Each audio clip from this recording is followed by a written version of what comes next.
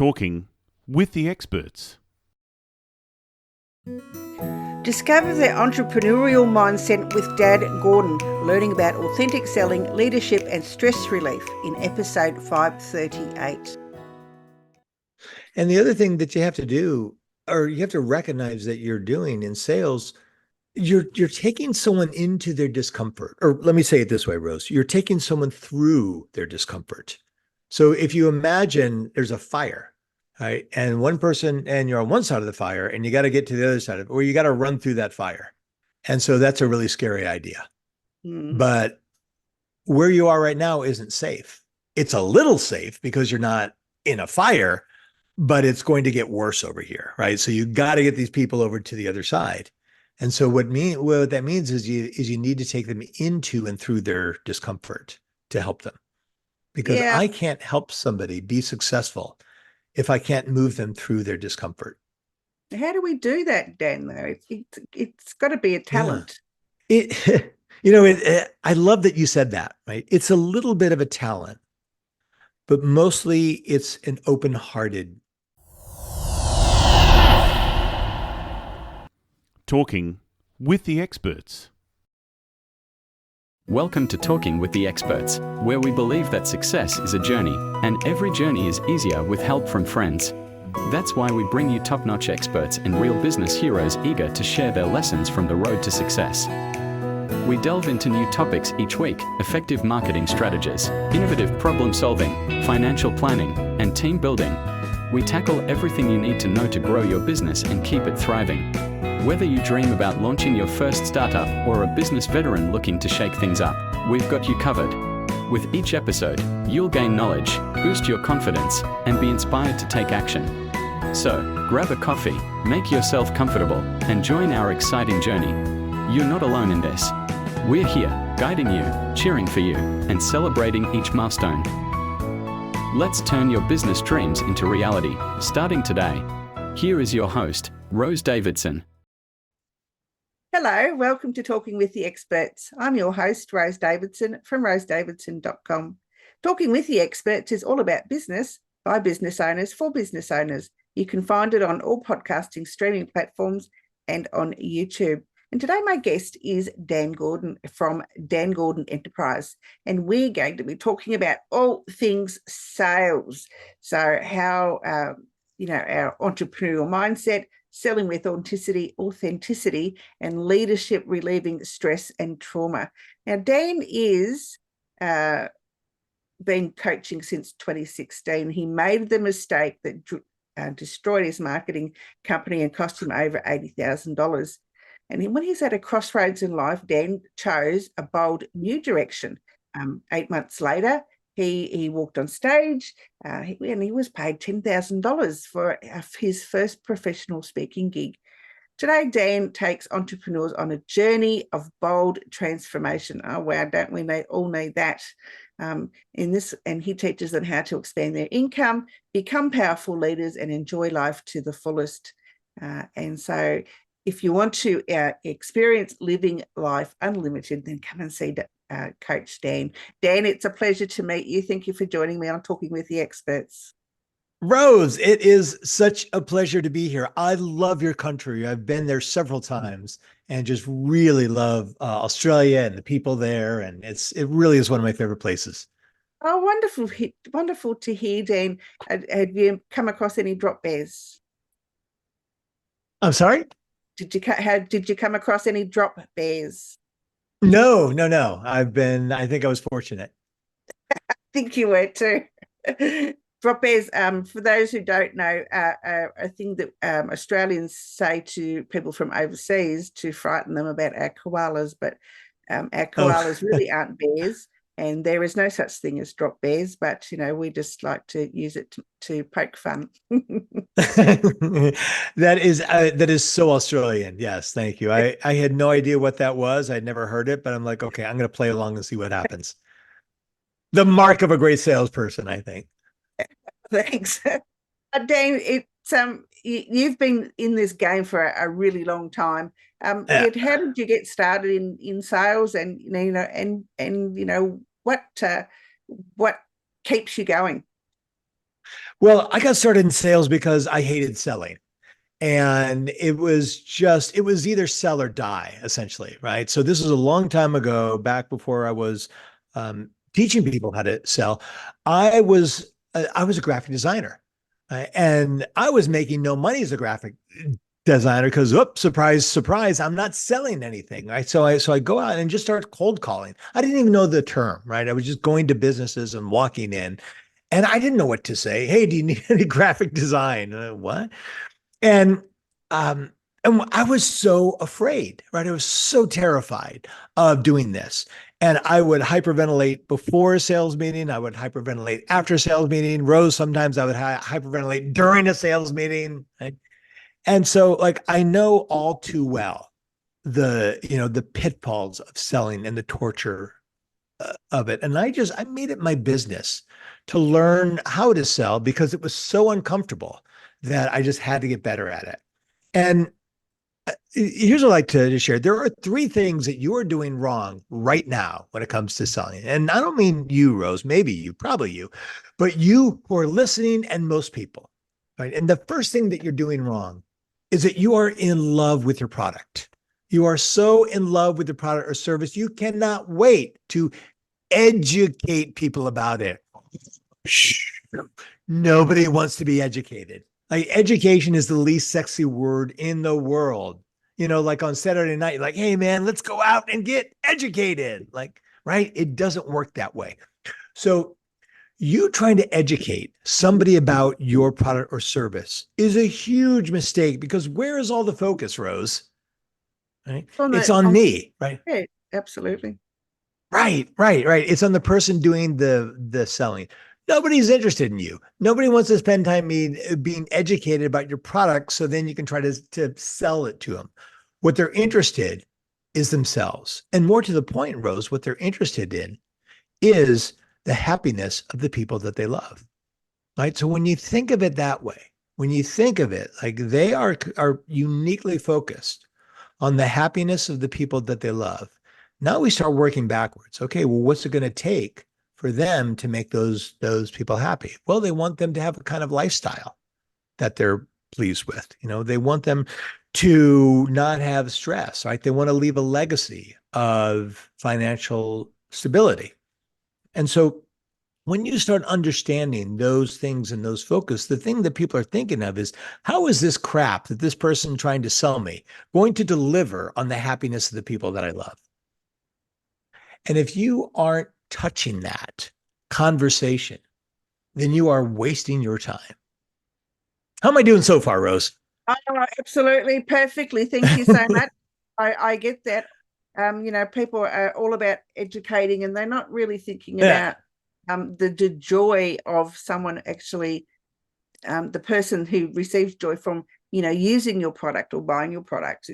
It's right. Supposed to be all about the client or the customer. It's not about the person doing the selling. So I get all of that. And, and that brings us into, selling authentically because, of course you have to believe in your product or your service. You have to believe in it. But, to be able to be a good salesperson, I think you need to get the other person to be able to love it as much as you do. And how do you do that? Well, that's such a good question. Thank you. It's really about being uniquely focused on the other person and what they're struggling with. Right. So a lot of the questions that I get, Rose, when I'm doing sales training is, okay, how do I handle customer objections? And so, well, how do you handle any objection?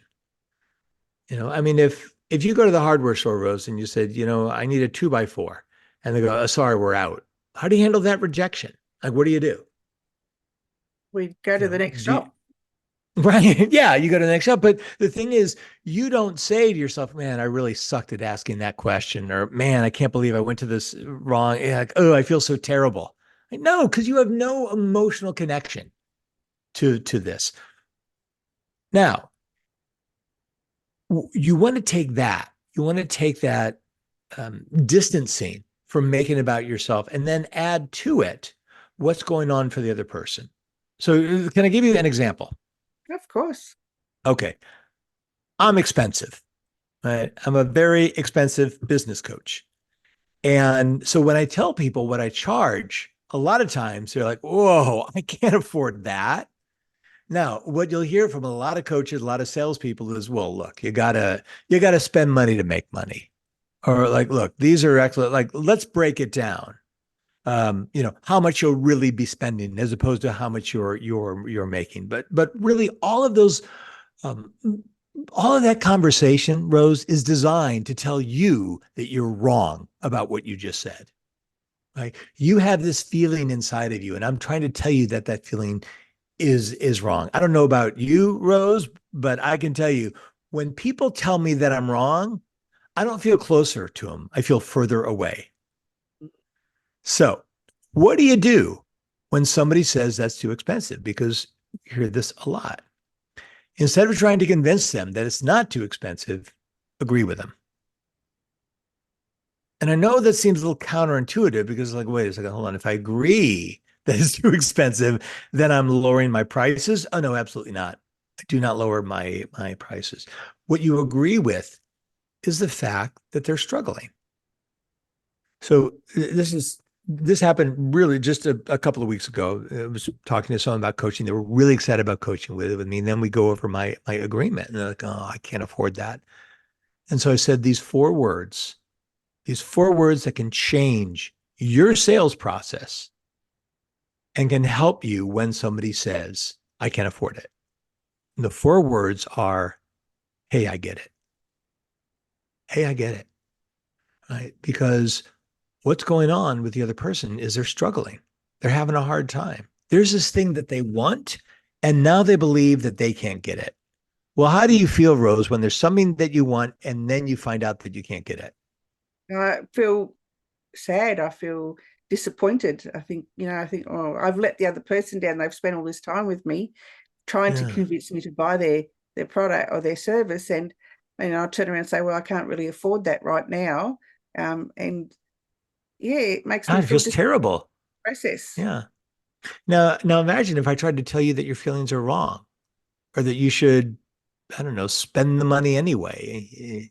I had one person say to me, well, look, if you needed a kidney, you'd come up with the money. And I said, look, I guarantee you are not a kidney.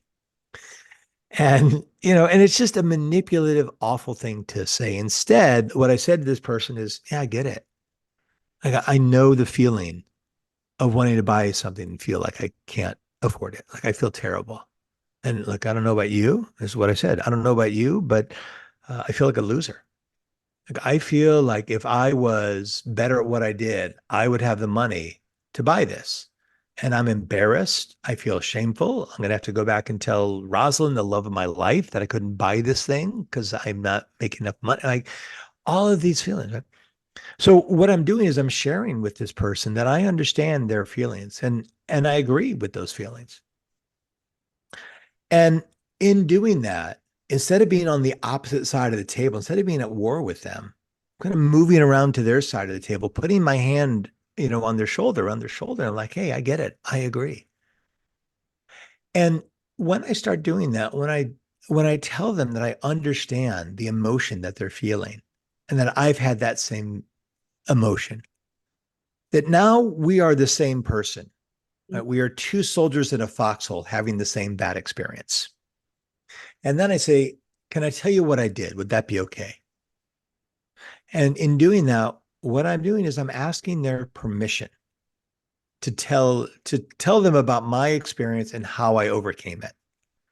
And I started talking about the things that I had to do to emotionally prepare myself to spend money that I was afraid that I didn't have. And all the stories I told myself, well, if I spend this money and I run out of money, then what's going to happen? Like all these fears that I came up with.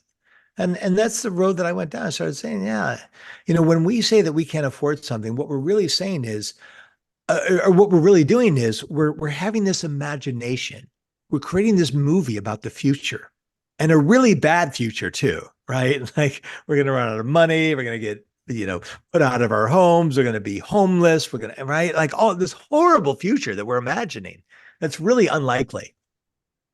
Right? Yeah. And so I'm leveling the playing field there, right? And now I'm having an authentic discussion about the feeling of not having enough money. Yeah, I've always found, you know, and we talked about how the person buying can feel bad because, they sat through this whole spiel, but I understand about the empathy that that's the seller needs to show, to perhaps get that sale across the line. Yeah. And the other thing that you have to do, or you have to recognize that you're doing in sales, you're taking someone into their discomfort. Or let me say it this way, Rose, you're taking someone through their discomfort. So if you imagine there's a fire, right? And one person, and you're on one side of the fire and you got to get to the other side of it, or you got to run through that fire. And so that's a really scary idea. But where you are right now isn't safe. It's a little safe because you're not in a fire, but it's going to get worse over here, right? So you got to get these people over to the other side. And so what that means is you need to take them into and through their discomfort to help them. Because I can't help somebody be successful if I can't move them through their discomfort. How do we do that, Dan, though? It's got to be a talent. I love that you said that, right? It's a little bit of a talent, but mostly it's an open-hearted connection with them. But like back to the fire analogy, if I'm a fireman and you're in a burning building and the only way out is through a fire, but hey, I'm going to put this fire blanket on you. You're not going to get hurt. It's still really scary, right? And if you're like, I just can't do it. I just can't do it. I'm like, well, Rose, I got news for you. I'm not going to leave you in this burning building, right? I'm going to take you through this fire. So we are going to do this and you'll be happy on the other side. And so it's the same kind of thing when I'm having a sales conversation with someone, I'm taking them into their discomfort. And if they're like, well, I don't know, I'm going to think about it. Not right now. Maybe not. I'll see. Right. I'm like, well, hold on a second. You're talking to me for a reason. And so we're going to continue this conversation because I'm unwilling to leave you in a bad space. And if you decide not to work with me, that's fine. But it's not going to be out of fear. It's going to be a choice. So you got to be a little bold, Rose. You got to be a little hard-nosed. But in that, just like that fireman, you're not doing it to be a jerk. You're doing it because you care. Yeah, I get that. I totally get that. But, for those out there that are listening, and if they're anything like me, finds the whole sales process so intimidating for myself, how do we overcome those barriers? That's really good. The first thing that you want to do is you want to establish some ground rules for the person that you're speaking to, right? This is how I began. And frankly, I still do this, right? So you and I, let's say this is a call that you've booked to have a conversation with me about you hiring me as a coach, which by the way, is not going to happen, right? We're just doing, a scenario here. So we're going to get on a call and go, hey, Rose, I just want to be clear about something. First, by the end of this phone call, you will not be a client. And the reason you're not going to be a client by the end of this call is because I'm not going to ask you to be one, right? This is about talking about where you are right now. Okay. Right. Is that okay? Right. Yeah. And if you want to be a client, that's fine. We can have that conversation later, but you won't be a client on this call. You can hang up and then pick up the phone again. Right.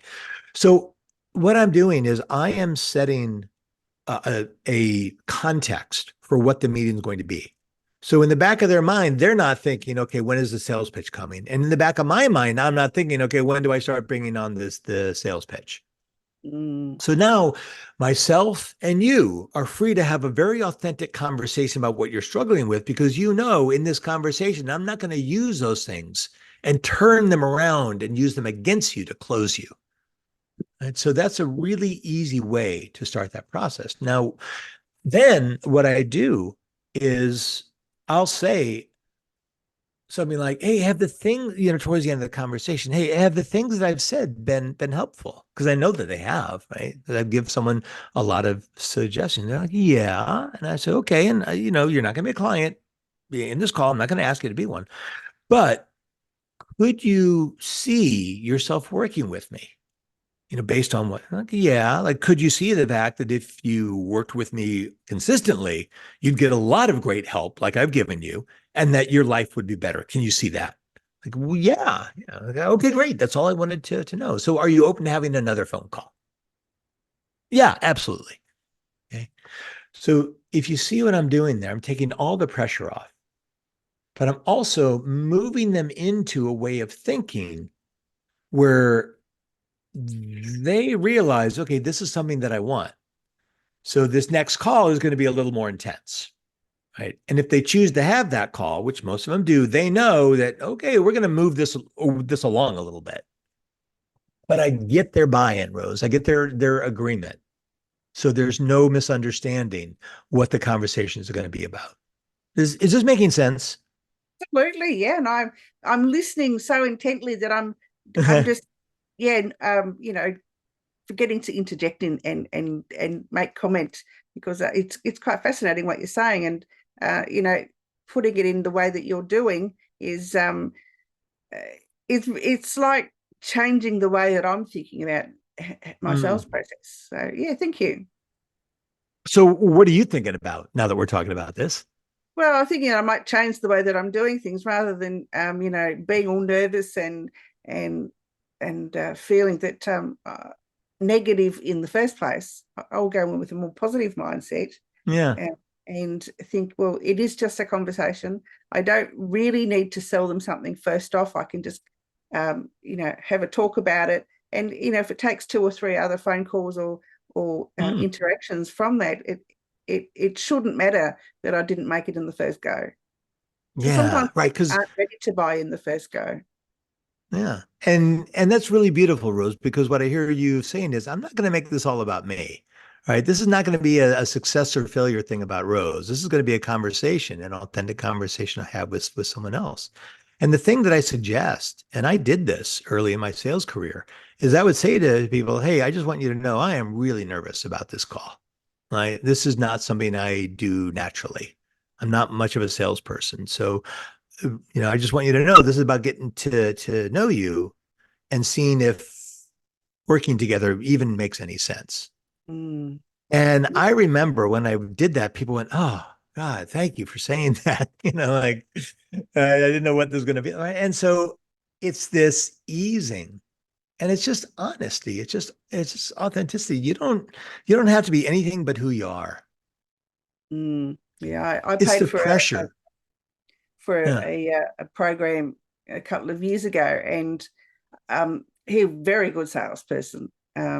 He got me to buy straight away, but I in the end couldn't work with this person, and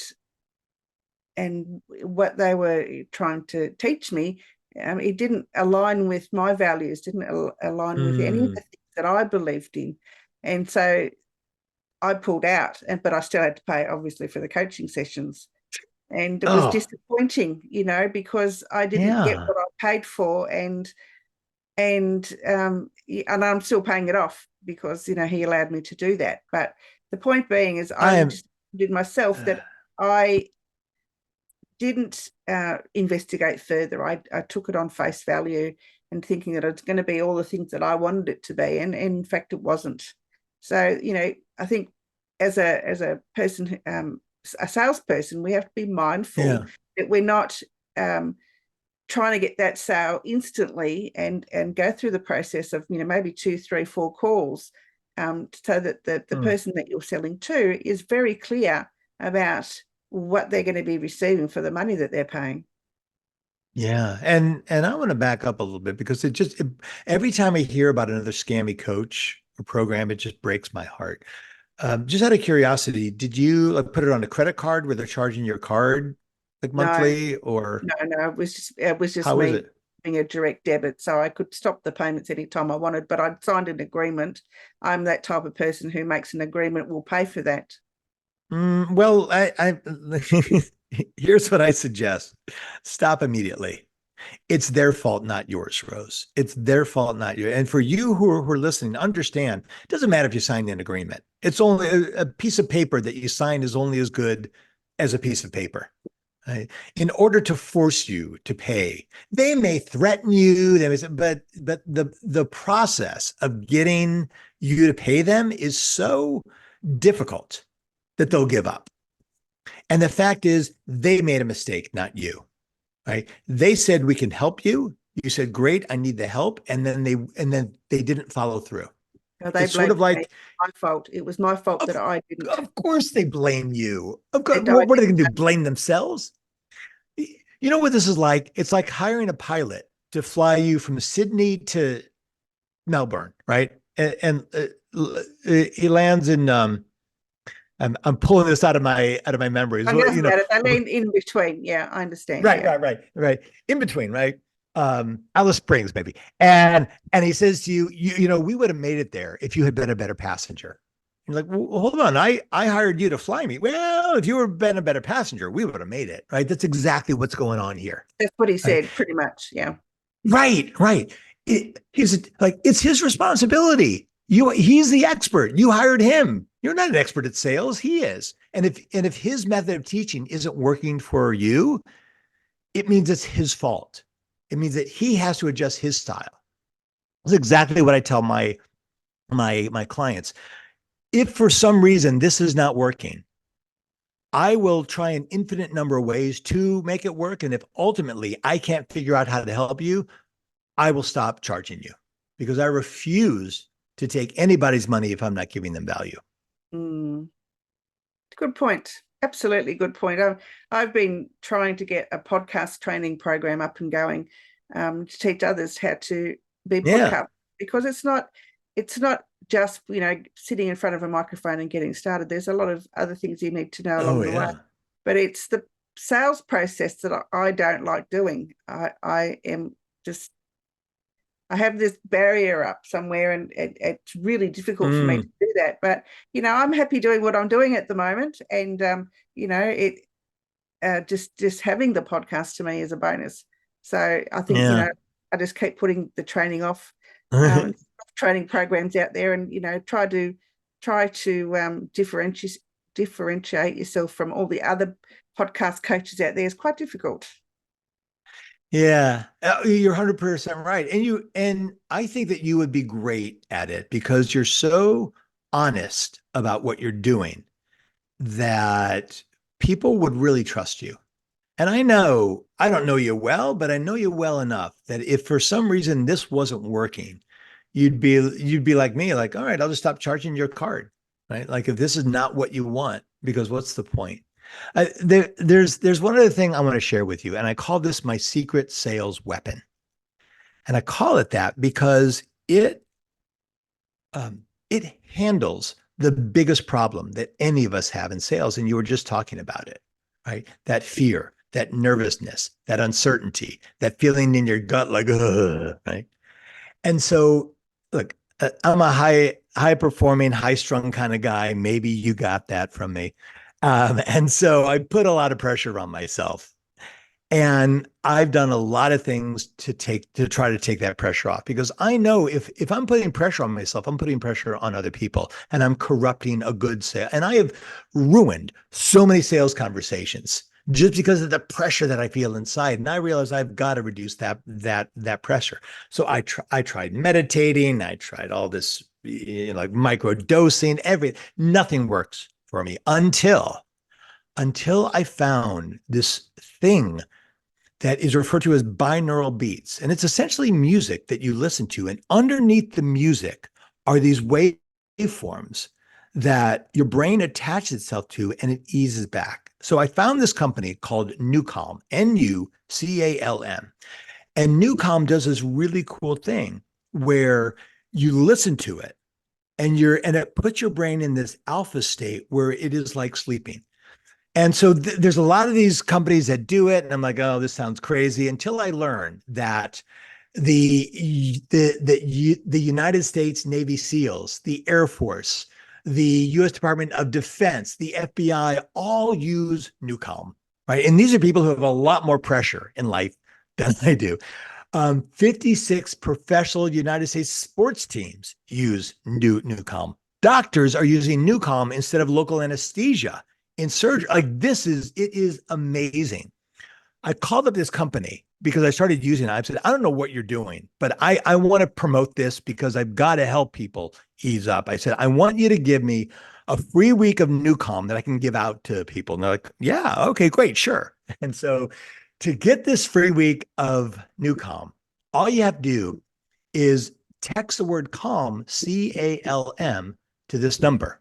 And it's a US number, but just text it to, I guess it's 1-213-409-8366.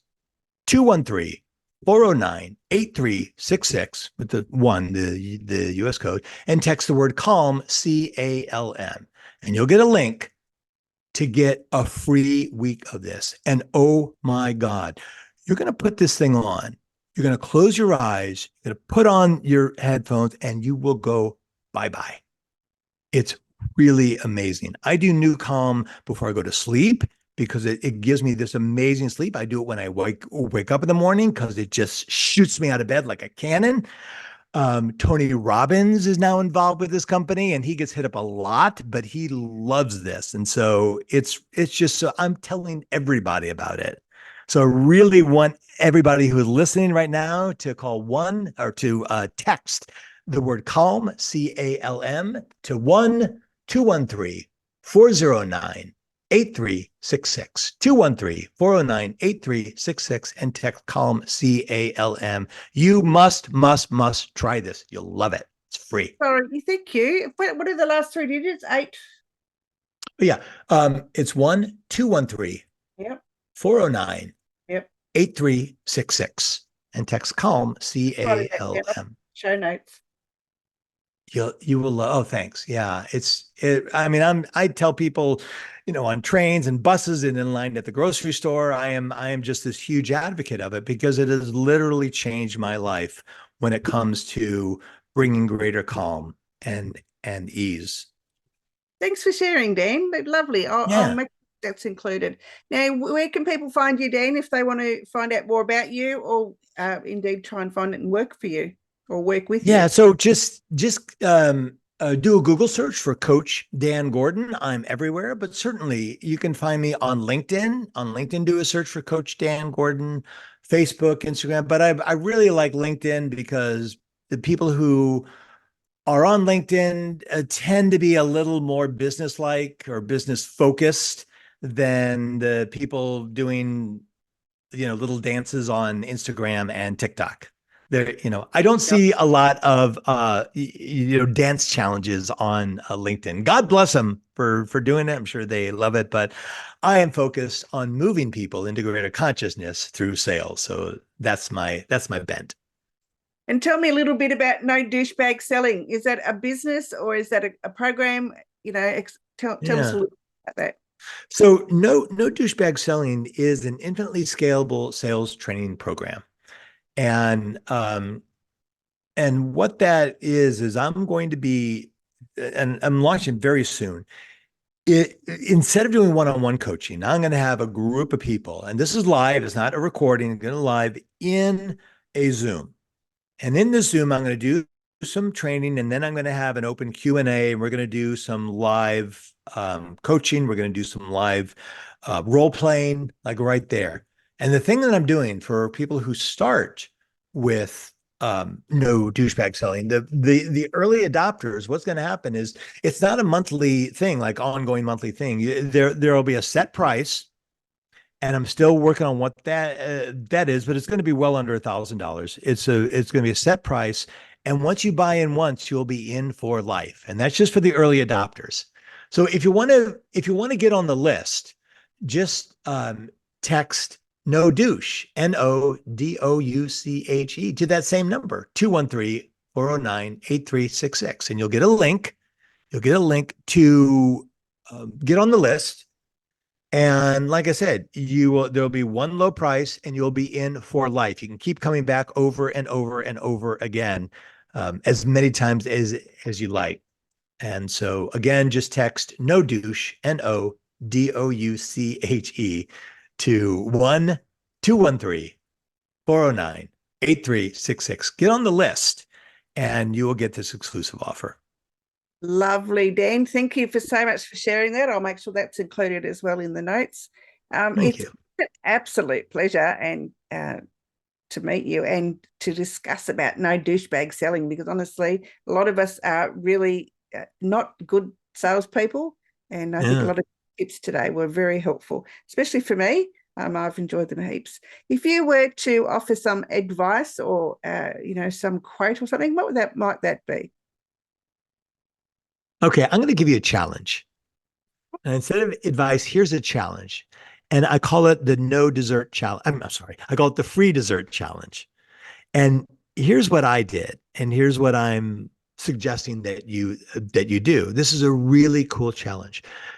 You go into a restaurant, you order lunch or dinner. And when the server comes and asks if you would like a dessert, say this and say just exactly this. Yes, I would. I would like, and then say what you want. And I have an unusual ask, and I want to know if you're open to an unusual ask.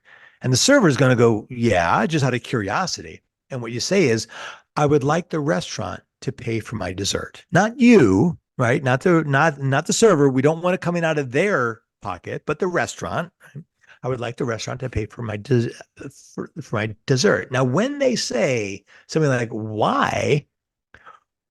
Do not give them an answer, but simply state again, say, hey, I totally get it. This is a very unusual ask, and I'm fine if the answer is no, right? No is a perfectly acceptable answer. I would prefer yes, but no is fine. And all I'm asking is that I would like this dessert at no cost. I want the restaurant to pay for it. Fine if the answer is no. And no matter what that server says to try to get you to explain why you're making this ask, just keep returning to, I get it. It's an unusual ask. I know. And it's fine if the answer is no.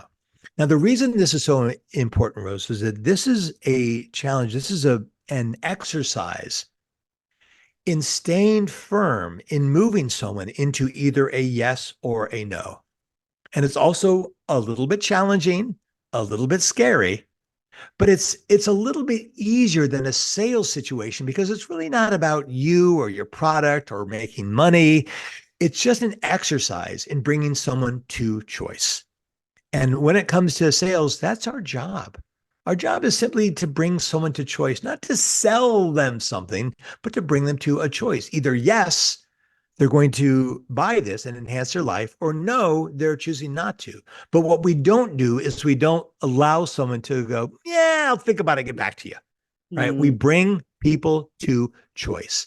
And this exercise, this challenge is great at challenging yourself at bringing someone to choice. And best of all, if everything goes perfect, Rose, you get a free dessert out of it.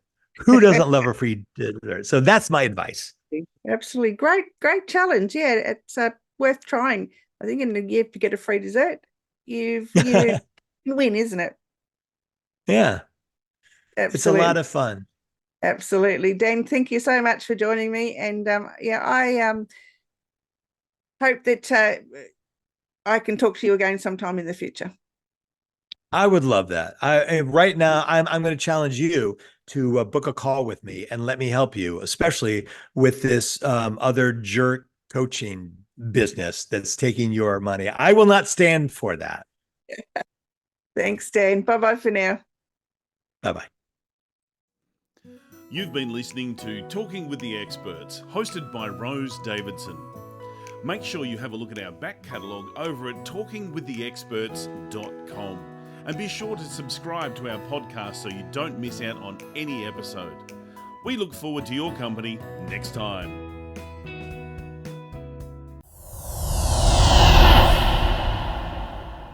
Talking with the Experts.